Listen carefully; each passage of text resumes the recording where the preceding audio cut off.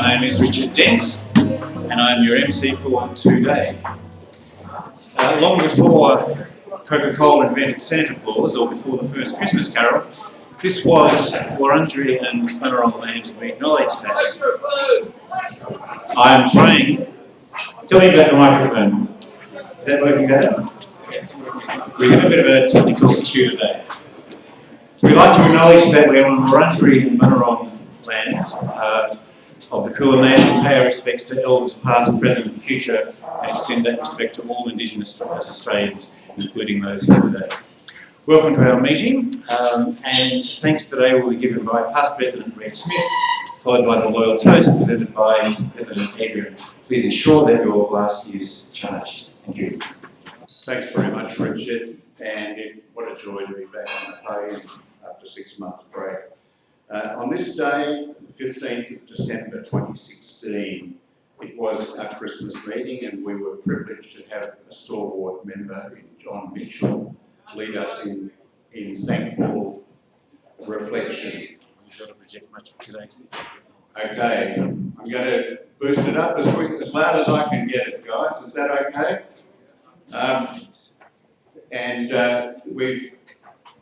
We've given this reflection annually since in memory of John, who passed away 2 days after he delivered that amazing reflection. On that occasion, Quinn Scalzo, Kevin Sheehan and John joined together and wore Santa hats to kick off our meeting in a festive manner. For John, as I said, it turned out to be his last reflection. So thank you to past Presidents Quinn and Kevin for continuing the tradition and preserving an amazing reflection. And I'm just going to read it to you today to remind us of just what an amazing person John was. As we pause in this brief moment of reflection and give thanks for the food we're about to receive and the opportunity Rotary gives us to be of service, our minds turn to the coming festive season. Living in a free and tolerant society, there is a recognition that irrespective of our personal religious convictions, the message of the season, peace on earth, goodwill to all people, permeates our lives. As we reflect on these words, let us all recommit to work constantly to bring about a world in which peace and goodwill dominate the minds of the world's leaders so that future generations can live together in a peaceful world where poverty is overcome and equality of opportunity exists. On behalf of reflection givers, past and present, as John said, may I wish you all a peaceful and happy festive season and very good wish for the year ahead. Thank you.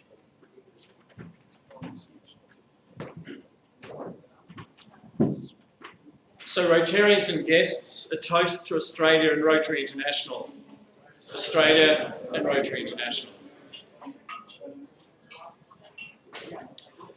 We'll be breaking for lunch, so please check out the cards on your tables to make a donation in support of our Rochester Christmas appeal if you haven't already.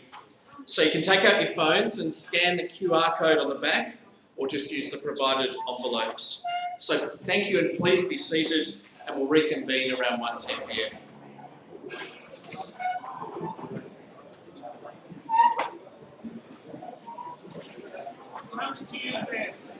Organised by Maestro David Cram, will be provided by Melbourne musicians and international opera singers Chris Pusieta and Dana Zima.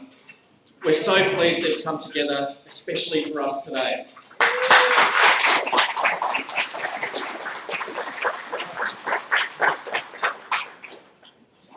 And also I'd like to welcome our many visitors and guests.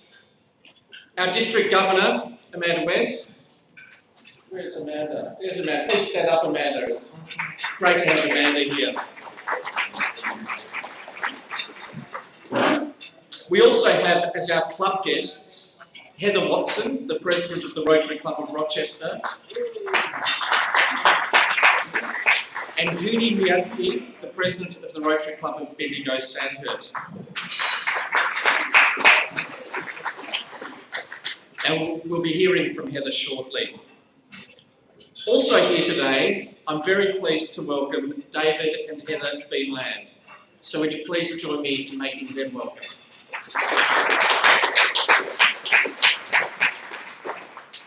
As you can see by the excitement in the room, we have other visiting Rotarians, visitors and guests of members here as well. So we'll deal with the numbers the best we can, and when I announce your name, please stand and we'll collectively welcome you all at the end. At International Rotarians, we have visiting today, we have Sandy Knight from the Rotary Club of Montreal Westwood, who's here with her husband, William Cortell. So please stand up. That's right, please remain standing. We have the Assistant Governor of Batman Cluster, Murray Anderson. We have the President of the Rotary Passport Club of Melbourne, Aviv Palti. And we have Maria Hicks, also from the Rotary Passport Club, who's the Charter President. So we'll be hearing from Aviv shortly as well. From the Rotary Club of Kew, we have Kim Wen. So please stand, Kim. And a special guest today visiting us from Colorado, where he is now based, is the club's Rotary Foundation scholar from 1979, who we then sent across to England. And Lee Sargent, would you please stand up as well? So thank you, please make all of these welcome. Now, in addition to our Rotarian guests, we've got all of these visitors as well on the list. So, to save time, because we've got a lot to cover, can I please ask all of the rest of our visitors here as well to please stand? Thank you. And Rotarians, let's give them a please. Rotary Melbourne, welcome to all of that.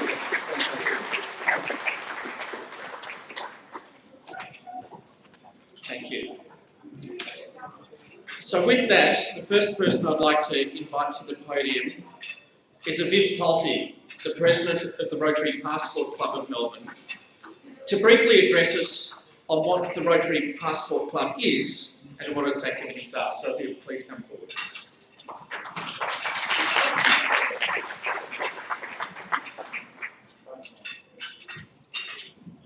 Good afternoon, everyone, and welcome to a very, very big lunch. I appreciate Adrian giving me a few minutes just to share with you what we do at Rotary Passport Club of Melbourne. Let me start by introducing our Charter President and our current Vice President, Maria Hicks, right there behind the phone. Let me tell you that our club is quite new. It's only 3 years old, and Rotary Passport was formed to put together people from around the world who've got projects that they already have in development or in process. And right now we have members, 23 members in the club, 6 of our members are based overseas, and we carry out projects that are specifically designed to be in-country. During COVID, we did miss a bit because our international projects just kept going and growing. And we've now got projects happening across Africa, in Timor-Leste, Nepal, Cambodia, and the Pacific Islands. And all of these are led in-country, and they're quite sustainable for that reason. I, with my family, got involved in Cambodia just 13 years ago, completely by accident. As you can tell, I don't have Cambodian heritage. We ended up there because one of our daughters wanted to volunteer in a third world country. We ended up going to Cambodia. We taught at a free English school for 2 weeks, and those 2 weeks changed our lives. What we found is incredibly poor students who were desperate for education because they understood that that was going to be their ticket out of poverty. Their parents are all uneducated. They have all survived the Khmer Rouge. Education wasn't high on their priority list, survival was. And so these students were not being encouraged at home to go to school. They were encouraged to drop out of school and go and earn an income so the family could eat frogs and anything else they could catch. Those students came to school at 6:30 in the morning when we arrived, and there were 60 to 80 students in class, doing 3 and 4 to a desk, sitting on the floor, just lapping up whatever lesson plans we prepared to give them, and there were great lesson plans. Over the next 2 weeks, lots of more students arrived at school. We, after 2 years, decided to set up our own NGO, non-government organisation in Cambodia. We registered with the Interior Ministry, and we went back to the school. We had 22 students say, we'll come and join your NGO on the basis that we would sponsor their high school education at a private high school in town, in Siem Reap, followed by, we pledged to sponsor their university education with a bachelor's degree in Siem Reap. Those 22 students, what we call Generation 1 students, have now come a long, long way, and they are all studying their master's degrees in Phnom Penh. Fast forward to today, 11 years after we started the NGO, we've got 104 students in the NGO, we've got 18 at high school, about 60 with a bachelor's degree at university, and about 30 in Phnom Penh studying their master's degrees. So when Rotary Passport was formed, and I was approached that I'd like to join, I thought what a great opportunity to come into Rotary and the Rotary umbrella and connect with as many people as possible. We also have 4 other members of our club who are based in Cambodia, and we work with each other to bring each other's organisations as high as we can to collaborate, which is what Rotary is about. Our NGO is not for profit. We don't take any Rotary money into the NGO. We're not asking for any Rotary money for the NGO. In fact, our family still pays for all the NGO's overhead, and we are the donors to the NGO. The rest of the funds come from private donors, from clubs, and from corporates. And the funds from those donations, 100% of them go to education and to community projects. We are independently audited, so we are obviously very sustainable in the way that we work. The reason the NGO is unique and the reason we have decided to work closely with Rotary is because our NGO is entirely managed by the students. We mentor them how to run an organisation. And the advantage of doing that is that when earlier this year we had the opportunity of forming a Rotaract club in Siem Reap, our students hit the ground running. So 54 Rotaractors hit the ground running in Siem Reap. They are now already educating more than 20,000 students in high schools in Cambodia. They educate about women's empowerment, hygiene, nutrition, the environment in 6 different projects.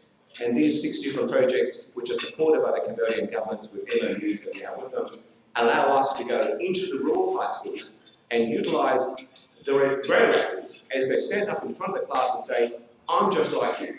I came from this school, I came from that village. I'm standing up here to take you through education, to bring you the empowerment of education and to inspire you to stay at school, don't drop out, education will change your life. And they are what we call the poster children of what education does to people. When the Cambodian students in the countryside see their brothers and sisters stand up in front of them and take the classes, that is extremely inspirational for them. And the sustainable impact we leave behind is absolutely incredible. Whether it's wash systems in schools, whether it's bicycle distribution or repair, whether it's workshops about women's empowerment, about women's strengths, and distributing feminine hygiene kits.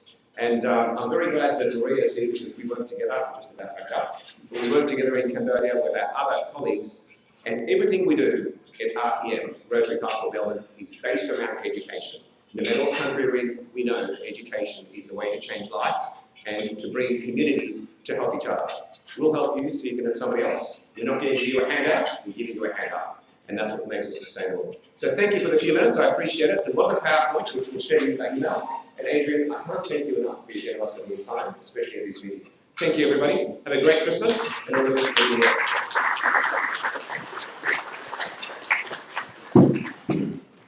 Thank you very much, Aviv. As I mentioned earlier, Sandy Knight is visiting us from the Rotary Club of Montreal Westwood and has a banner to present for her from her club. So here we go.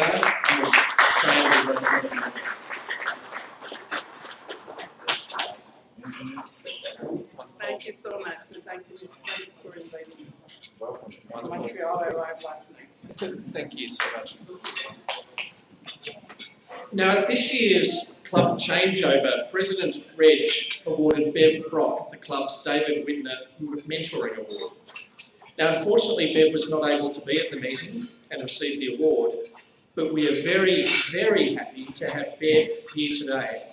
And I call on past President Reg and Bev to come to the podium to make the presentation.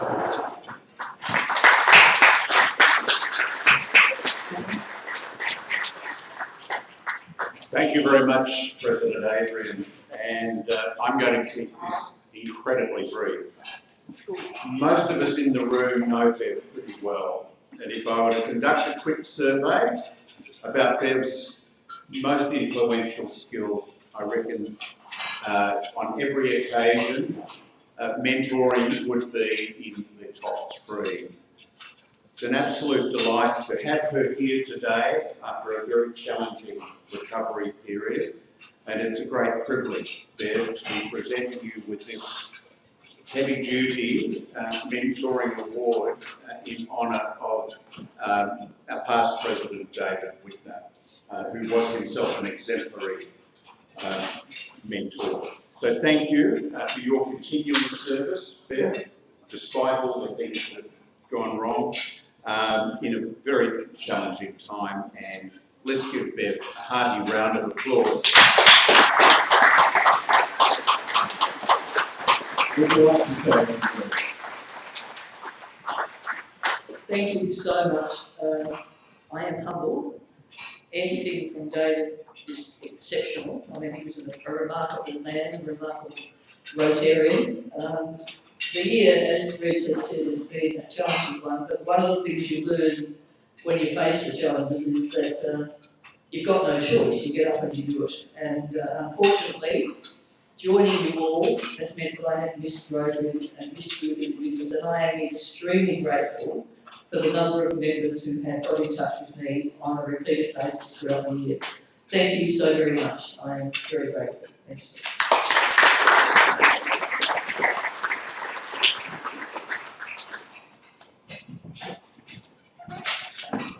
Congratulations, Ben. One of the club's major activities is the annual Around the Bay fundraising and volunteering in support of the Smith Family Learning for Life program. So I now call on one of the project team, Jim Orchard, to summarise and make the presentation.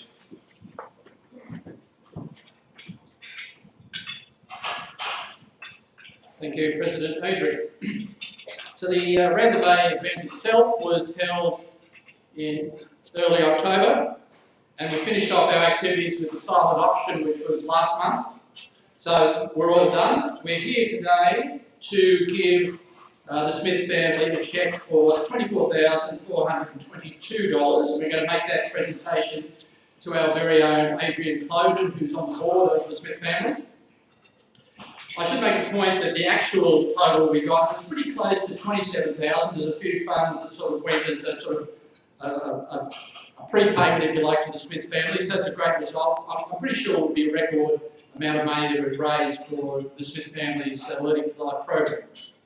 So the money obviously will help in their important work, supporting the education of children from disadvantaged backgrounds, and a task that's been obviously, or I suggest, made more difficult by COVID and the shift to online studies. Before I pass on the cheque to Adrian, just a quick breakdown of the fundraising. 40% of the funds, so 40% of 27,000 roughly, came from the Rotary Club of Melbourne budget, so thanks to Adrian and the board and the committee for giving us the thumbs up. 30% came from Bicycle Network in recognition of the almost 100 volunteers who helped us this year, so a large number from the Rotary Club of Melbourne, but also from the Rotary Clubs of Albert Park, Altona Central, Mornington, Port Phillip, Rosebud Rye, Sorrento, Williamstown and Yarraville. So thanks to Chris and Trevor in particular for making those Rotary connections. It really is a sort of a pan-Rotary activity. 17% of the funds came from rider sponsorships, that's really from club members, so thank you so much. And finally about 12% came from the silent auction. So thank you for everybody who donated prizes. You don't have an auction without prizes, and all of those who bid successfully or unsuccessfully for the prizes. So without further ado, I can see that Adrian's here, and it's a double Adrian act. Adrian will get the cheque as well.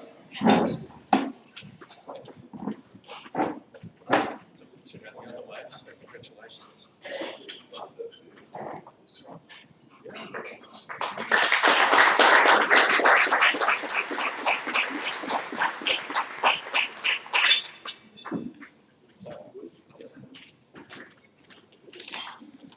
Thank you, Jim. Fellow Rotarians, the work of the Smith family is never done. For 100 years, the need for our services has grown each year. The latest push has been the disadvantaged children who missed so much schooling during a very long lockdown due to COVID, and has a serious impact on their education, which we are working with. And your support for the work of the Smith family is seen in that we have one of the longest running partnerships for the Smith family, which has lasted over 15 years. So on behalf of the Smith family, my sincere thanks go to Jim, Trevor, and the Community Welfare Committee, our brave Around the Bay riders, and everyone who contributed to this fantastic initiative. The results this year are great, with $24,000 raised. That takes the total raised to nearly $300,000 since 2006. And to put that into context in the lives of the disadvantaged children we support, that's allowed 500 children to have a place in our Learning for Life program. That's fantastic. 500 children who would not have otherwise had that opportunity. And in terms of volunteering of Rotary members for Around the Bay, 100 participated this year, totaling almost 1,000 since 2006. So you, the volunteers, underpinned the event. Without your volunteering, the event could not occur. Thank you, volunteers, for your wonderful support. As the sign in the ground floor, bottom of the left says, today says, Rotary Melbourne, People of Action. So again, on behalf of the Smith family, the disadvantaged children and their families will be helped through your hard work and generous support. Thank you.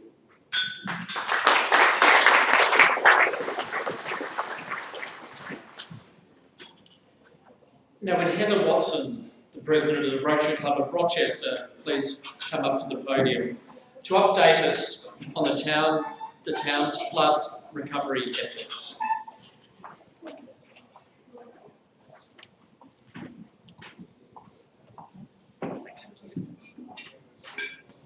Thank you very much, Adrian, and members of the Rotary Club of Melbourne for inviting me here today. Our winter was a very wet winter, and the ground was very wet, and then they said that we were going to get more rain, and Lake Evelyn was full. So we were given a bit of a warning, and we were told that the first scenario was that the water wouldn't come up as far as it did in 2011, and that was probably what was going to happen. The second scenario was that it would be a couple of 100 mil, maybe 100 mil over what happened in 2011. But they forgot about scenario 3 that came up 300 mil. So we were given a couple of days warning, so we did get sandbagging and do all of that sort of thing, but only to about the 2011 level.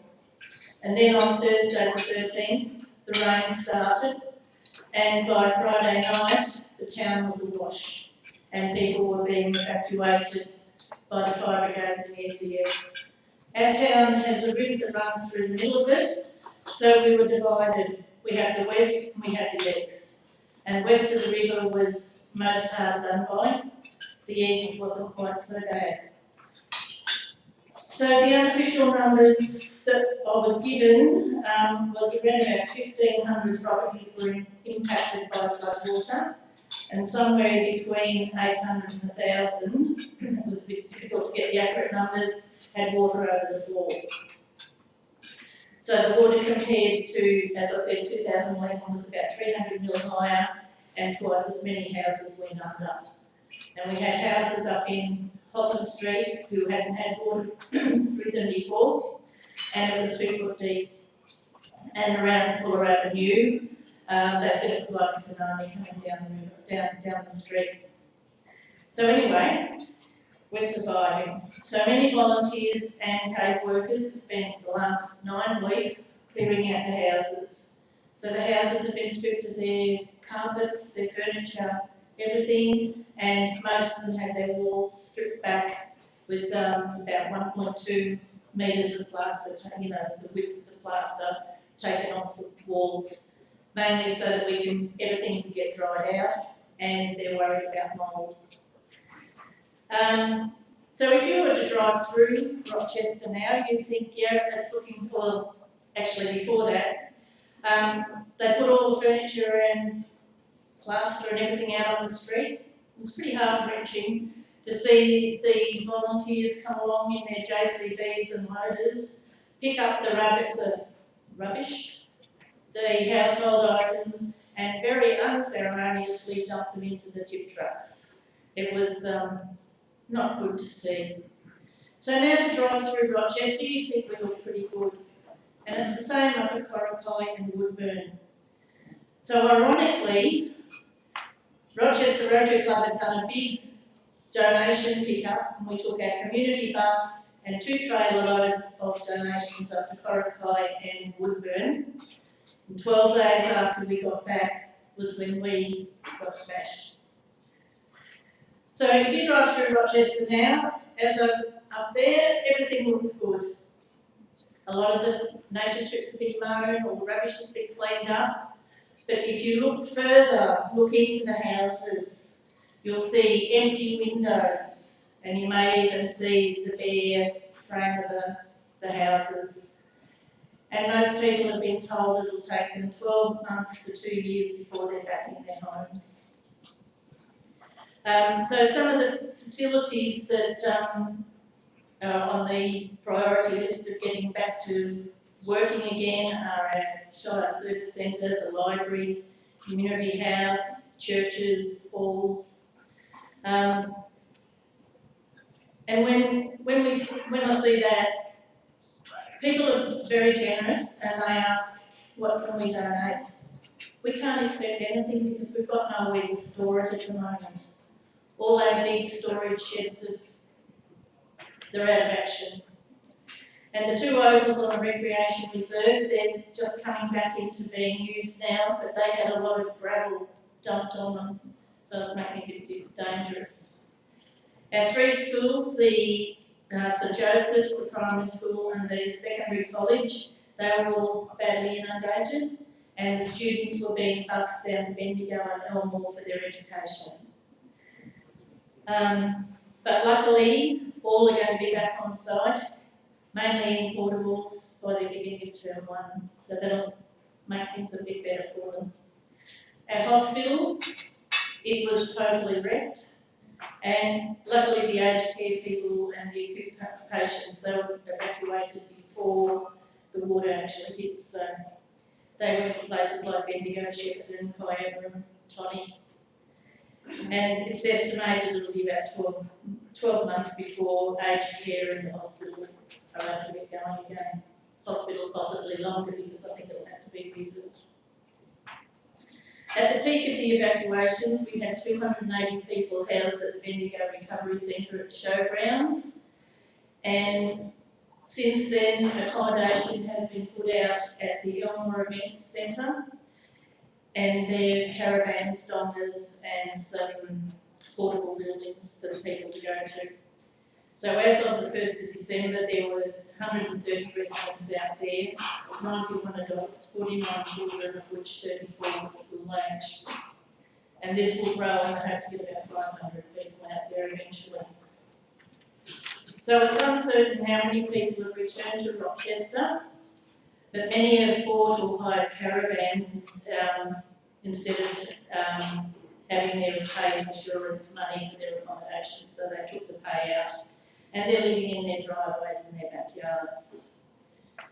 The unconfirmed estimate of how many homes were insured varies from between 40 and 60%. There's a small band of women from the community house who are overseeing the recovery of Rochester, and the flood recovery committee has been formed. There's been a lot of work done through Rotary District, our cluster and our club in helping people, gathering information, which is slow to come to hand. And at this stage, when asked what can people do to help Rochi, they say we don't know. It's so far down the track before people will get back into Rochester to get into their homes. So they can't take donations of furniture or anything because it won't fit in the caravan and the house is full apart. So we've had lots of help from lots of Rotary clubs, thank you very much. And we're, at the moment, we've had DIK donations of household sanitizer, gloves and plastic bags. Rorke's has given us mosquito candles to distribute at the Rochester Christmas party on Friday night.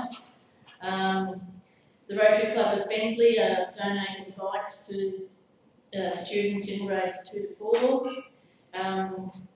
The Rotary Club of Bendigo and Larry Windsor are offering camper days by the coast down at Point Lonsdale.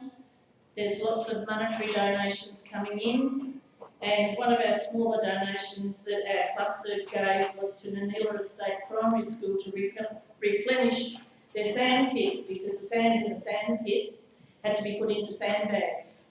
So, yeah. So I did ask Community House what are the needs at this time, and Jody said, do you know what sort of help Melbourne or whoever is thinking, monetary items or support? It's really hard right now because people don't really know what they need. So that's what we're up against. But talking to Amanda from Community House, one of the biggest problems at the moment is working out insurance, and that brings you to mental health, and what can we do there? And just some other things, if you are interested, you might like to come up with your lawnmower and mow a few nature strips. And yeah, that's about it. So thank you very much for your support, your thoughts, your prayers, your kindness. Thank you.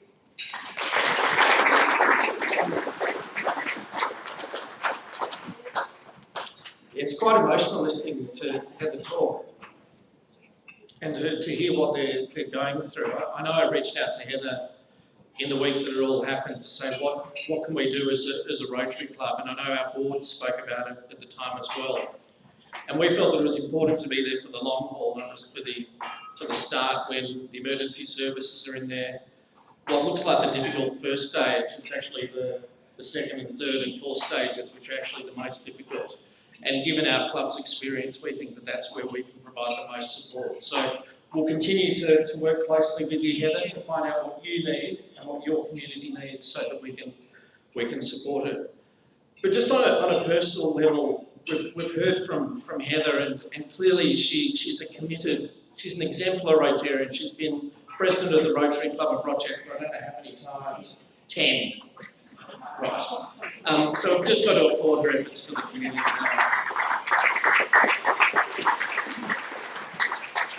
As past President Clive Weeks said, she's a real rock of the entire Rochester community, and that can't be forgotten. I just had a look at my phone, and I can proudly report that so far we've raised $6,722 for our Rochester Christmas appeal. So if you haven't already done so, take out your phones. You've got one of these on each table or on each place setting. Scan the QR code and please support our Christmas appeal for Rochester to help them get through these floods in the long term. So please thank Heather for coming down today.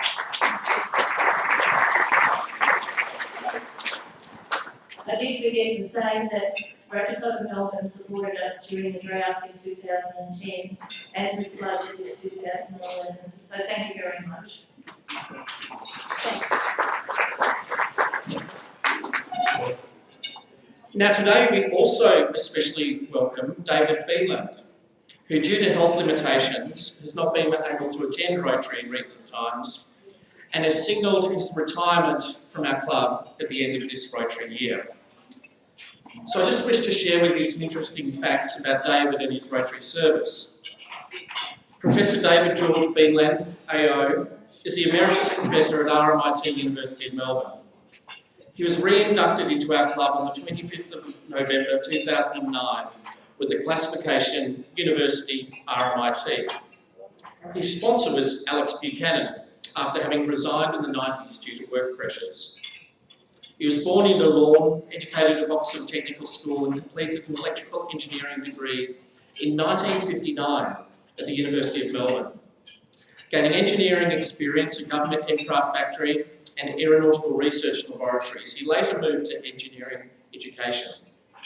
David completed a master's, followed by a Doctor of Philosophy at the University of Salford and Harwell Atomic Energy Research Laboratories. He went on to complete 33 years of service at RMIT, filling positions as Dean of Engineering, Associate Director, Academic, and Director, before becoming the Foundation Vice-Chancellor in 1992. He was CEO for 11 years, retiring in 2000, and he was responsible for the creation of the RMIT International University in Vietnam in 2005, and has a library and building which holds his name. Among other extensive achievements, he became an Officer of the Order of Australia in 2001 for distinguished service of a high degree to Australia or to humanity at large in education. In Rotary, David served on the Education Committee, and having been a Director of the Zanana Trust, was an active member of the East Timor and International Committees. This served his passion for education in developing countries. David was also in the Health and Ageing Committee, managing the breathometer project, having secured a TAC grant to install units in CBD pubs. David and Heather have a home on the peninsula, where they annually host Peninsula Group Lunches. They have 4 children and many more grandchildren. David's contribution, both in fellowship and in service, has been invaluable, and we're grateful to have had you with your long-standing membership. We wish you well in your Rotary retirement and hope that you'll stay connected to the club, as will we. Ladies and gentlemen, please put your hands together for the service above self of David Lehman.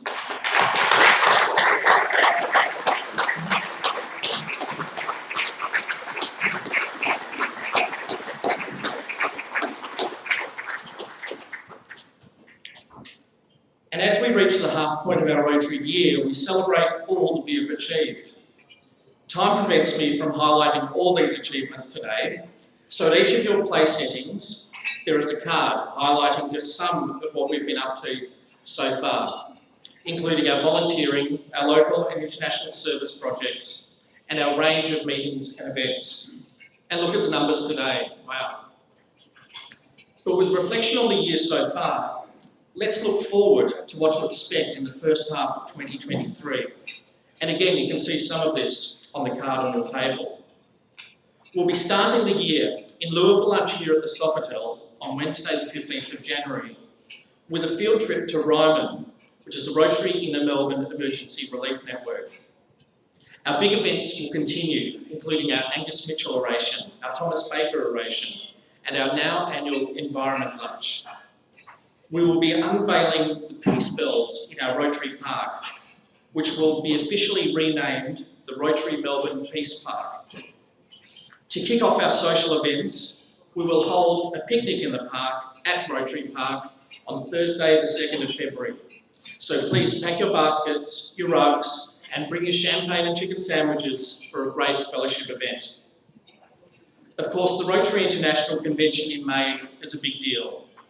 Our club's highlight will be our special convention cocktail party on Sunday the 28th of May at Melbourne Park with all of our international sister clubs, and we're also inviting the first clubs of every country across the globe. And another exciting development, which I'm delighted to announce today, is that due to our strong relationship with the City of Melbourne, the flower bed on St Kilda Road, opposite the Victoria Barracks, at the foot of the shrine and in the entrance to Government House, will feature a floral display of a giant floral Rotary wheel and the words Rotary Melbourne from April to August of next year. It'll become the single most photographed location for visitors to the International Convention. It's going to be an incredible year in Rotary.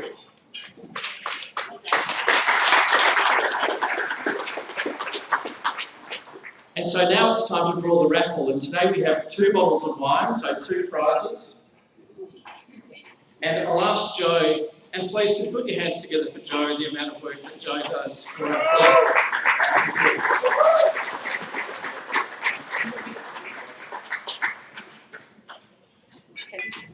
So for the Tabilk wine, we have a red ticket, D78. So well done, Rosemary.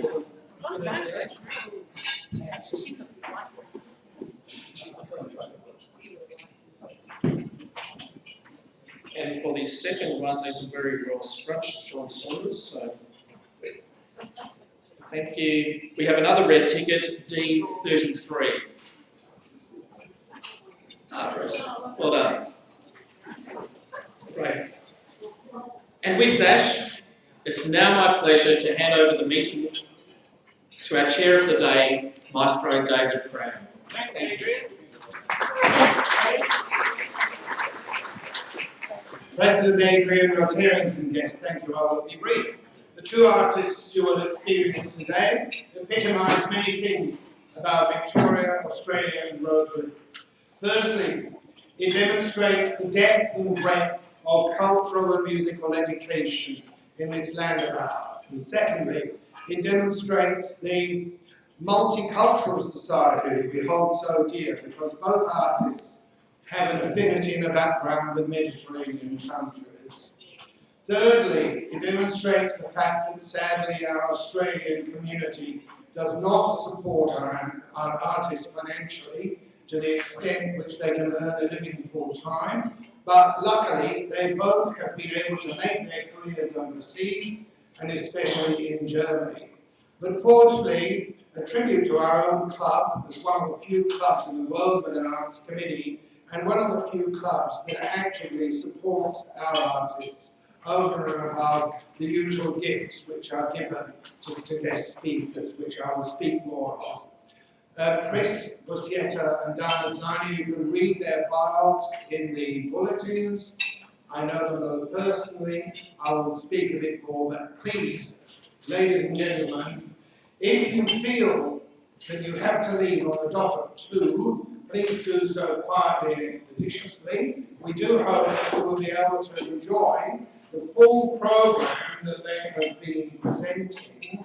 And I'm very excited because normally I accompany them on the piano in their various operatic activities. I heard Dana the other day at Leo Beck Centre, which sang beautifully, and I'll be working with Chris from Melbourne Opera as he sings Mima in the ringside hall. But Australian artists are extremely versatile. So, are you all both ready? Great. Without any more ado, please welcome Dana Simon and Christopher Bussietta.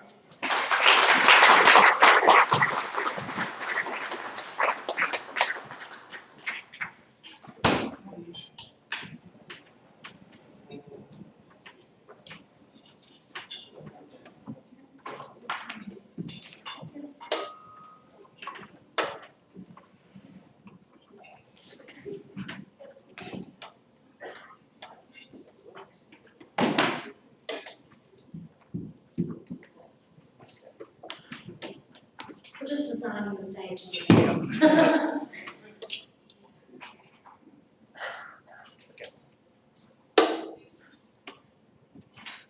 I'm sure you'll all know the first one, so we won't say a word.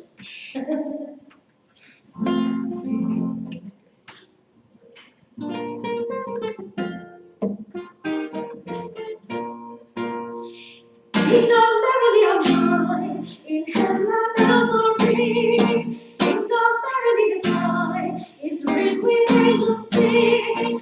Hosanna, Hosanna, Hosanna, Hosanna, Hosanna, Hosanna, Hosanna in excelsis. Hosanna, Hosanna, Hosanna, Hosanna, Hosanna, Hosanna, Hosanna in excelsis.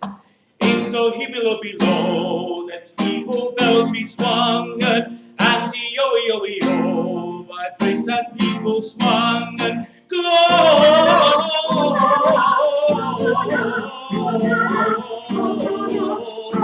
Hosanna in excelsis,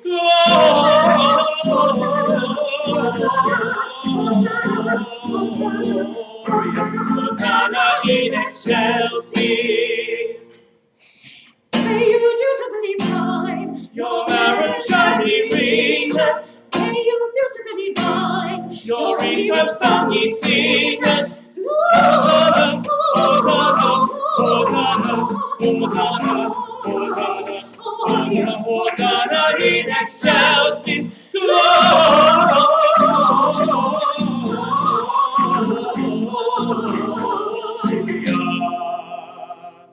Hosanna in excelsis.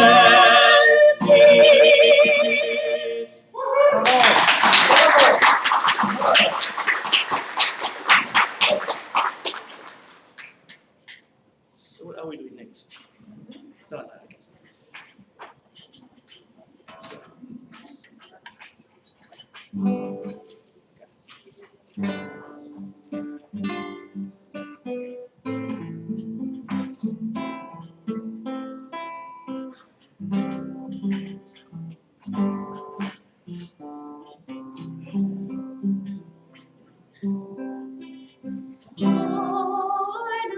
night, holy night, all is calm, all is bright. Young virgin, mother and child, holy infant, so tender and mild, sleep in heavenly peace, sleep in heavenly peace. Silent night, holy night, shepherds wake at the sight, glory streaming from heaven afar, heavenly hosts sing Alleluia. Christ the Savior is born. Christ the Savior is born.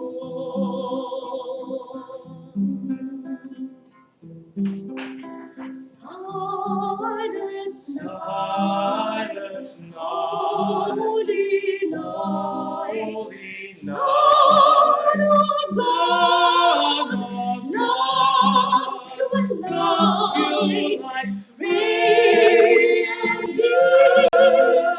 my holy face, dawn of redeeming grace.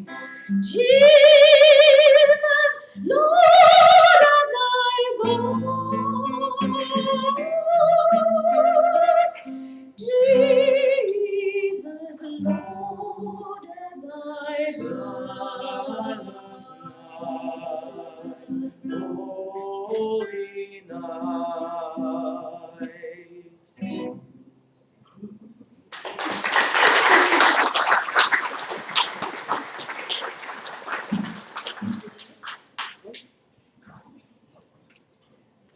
I've got War is Over. You know that one? Okay.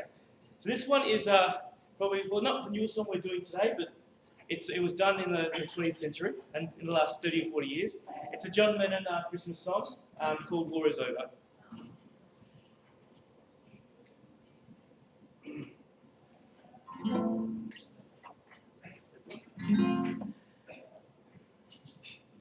And so this is Christmas, and what have you done? Another year over, and a new one just begun. And so this is Christmas, I hope you had fun. The near and the dear ones, the old and the young. A Merry, Merry Christmas and a Happy New Year. Let's let's hope it's a good one, without any fears. And so this is Christmas, for weak and for strong, for rich and the poor ones, the road is so long. And so happy Christmas, for black and for white, for yellow and red ones. Let's talk all the boys. Merry, Merry Christmas and a Happy New Year. Let's hope it's a good one, without any fear. And so this is Christmas, War is over. and what have you If you done? want For it, the year war over, is over. and you might just be Now. And so Merry Christmas, War is I hope over. you had fun, near and the dear one, the old and the young. A Merry, Merry Christmas and a Happy New Year. Let's hope it's a good one, without any fears. War is over if you want it. War is over now.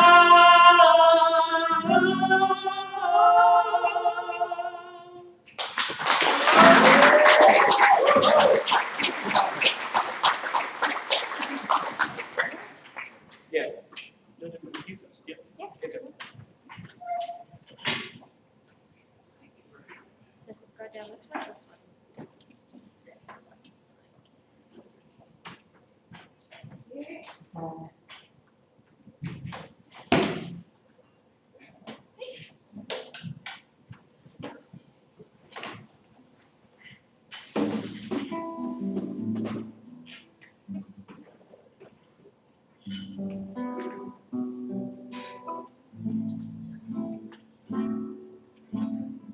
Have yourself a merry little Christmas. Let your heart be light. From now on, our troubles will be out of sight.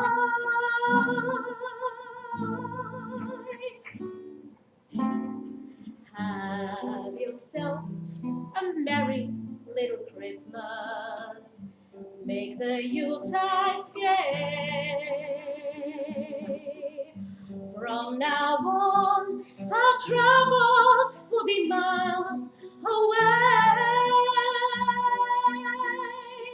Once again, as in golden days, happy golden days of yore. Faithful friends who are dear to us, gather near to us once more. Through the years, we all will be together, if the fates allow. Hang a shining star above the highest bough, and have yourself a merry little Christmas now.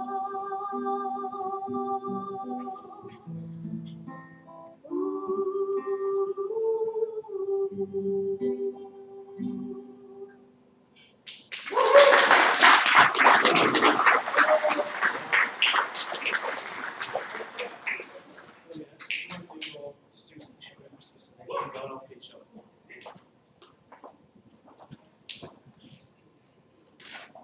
the next song I'm going to do is a Christmas classic. We've actually got the lyric sheet on the tables here.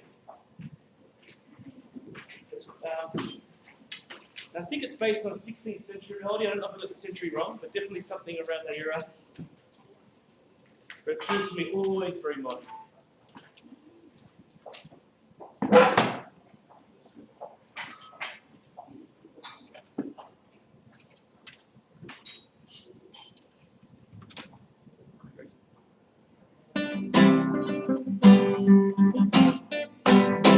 We wish you a Merry Christmas, we wish you a Merry Christmas, we wish you a Merry Christmas and a Happy New Year. Good tidings we bring to you and your king. We wish you a Merry Christmas and a Happy New Year. Now bring us some figgy pudding, now bring us some figgy pudding, now bring us some figgy pudding and a cup of good cheer. Good tidings we bring to you and your king. We wish you a Merry Christmas and a Happy New Year. We won't go until we get some. We won't go until we get some. We won't go until we get some. So bring it right here. Good tidings we bring to you and your king. We wish you a Merry Christmas and a Happy New Year. Wish you a Merry Christmas, We wish you a Merry Christmas. we wish you a Merry Christmas and a Happy New Year. Good tidings we bring to you and your king. We wish you a Merry Christmas and a Happy New Year.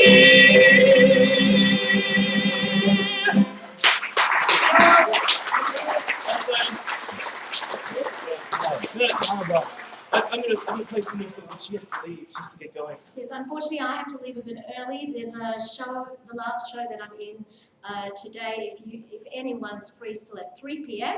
It's 570 Victoria Street at the Arcadia House. It's called Borte. Yeah, if anyone can get there by 3.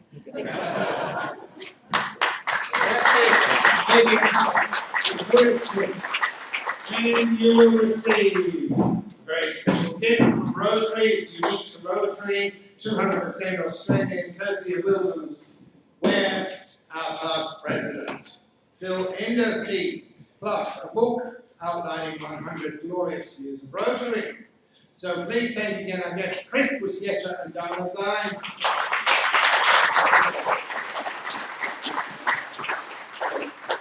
Now it's my great pleasure to hand back to our inimitable president, Adrian Nelson.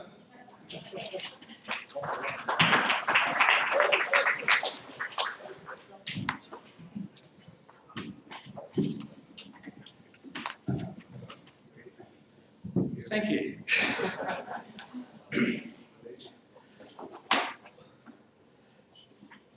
Now, I've just missed what's happened there because I was rushing to get Bev her Winter Award before she left. But David's given the gifts already. Yes, good, thank you. So thank you to all our visitors and guests for attending. Thank you also to our chairman, David Cram, for a wonderful program, to our MC, Richard Dent, and for his reflection, Reg Smith. And as always, our lunch setup and reception team for their efforts. As always, please stay back a few minutes to assist them if you can. So as you all know, but I'll give you a reminder anyway, this is our final meeting of the year. Our first meeting will be at the Ryman Warehouse in Brunswick on Wednesday the 15th of January, and details will be in your bulletin. So we hope you can all join us for this volunteering lunch. In the meantime, I wish you all a very happy and safe break, and see you in the new year, and have a very Merry Christmas.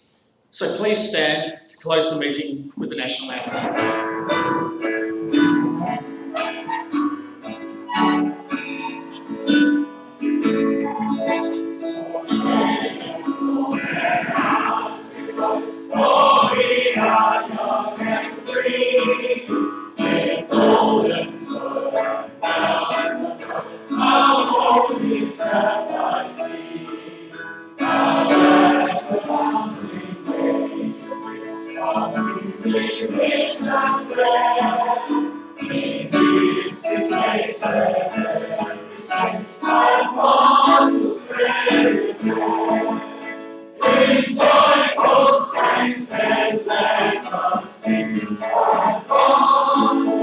Day.